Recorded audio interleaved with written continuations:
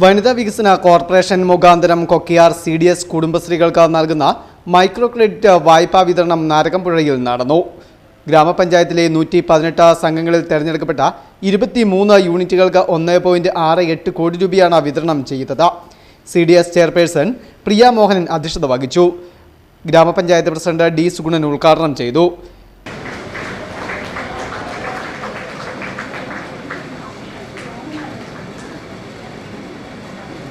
കുടുംബശ്രീയെ ഇടപെടാത്ത CDS ഇടപെടാത്ത ഒരു കുടുംബം പോലും ഉണ്ടാവാൻ പാടില്ല.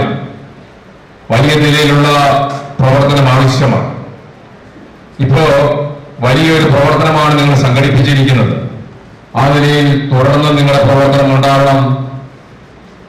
ഈ സംരംഭം വലിയ വിജയപ്രദമാക്കുവാൻ ഇവിടെ എത്തിച്ചേർന്നിരിക്കുന്ന ഓരോ കുടുംബശ്രീയുടെയും പ്രവർത്തകർക്കാവട്ടെ എന്ന് ആശംസിച്ചുകൊണ്ട് ഞാൻ ഈ കുടുംബശ്രീയുടെ ഈ പ്രവർത്തനം ഈ യോഗം ഔദ്യോഗികമായി ഉദ്ഘാടനം ചെയ്യാൻ അറിയിച്ചുകൊണ്ട് നിർത്തുന്നു. നന്ദി, നമസ്കാരം.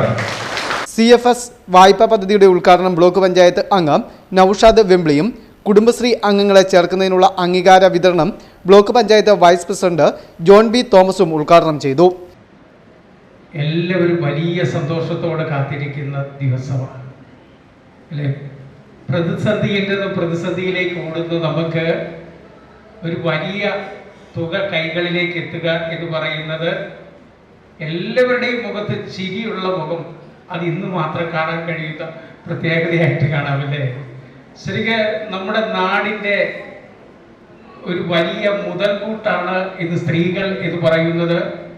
വലിയ സന്തോഷത്തോടെ പറയുകയാണ്. കാരണം നമ്മുടെ നാട്ടിലെ എല്ലാ മേഖലയിലും സജീവമായിരിക്കുന്ന, എനിക്ക് തോന്നുന്നു പുരുഷന്മാരെക്കാൾ കൂടുതൽ സജീവമായിരിക്കുന്ന ആളുകളാണ് പ്രിയപ്പെട്ട സഹോദരിമാർ. അത് കുടുംബശ്രീ അതിന് മുഖ്യ പങ്ക് വഹിക്കുന്നു എന്നുള്ളതാണ് സത്യം.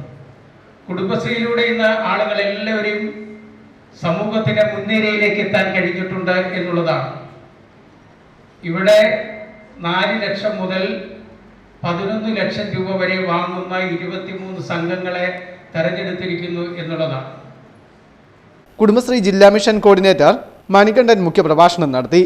ജനപ്രതിനിധികളായ Rajani Rajan, Ayoob Khan Kattaplackal, KN Daniel, Manju Rajesh, Sijo Ullattu, Stanley Sunny, Jaisamma Thomas, Sonia Haroon, Shobhana Harish, Sandhya Kamaladas, member secretary Amjad തുടങ്ങിയവർ പ്രസംഗിച്ചു.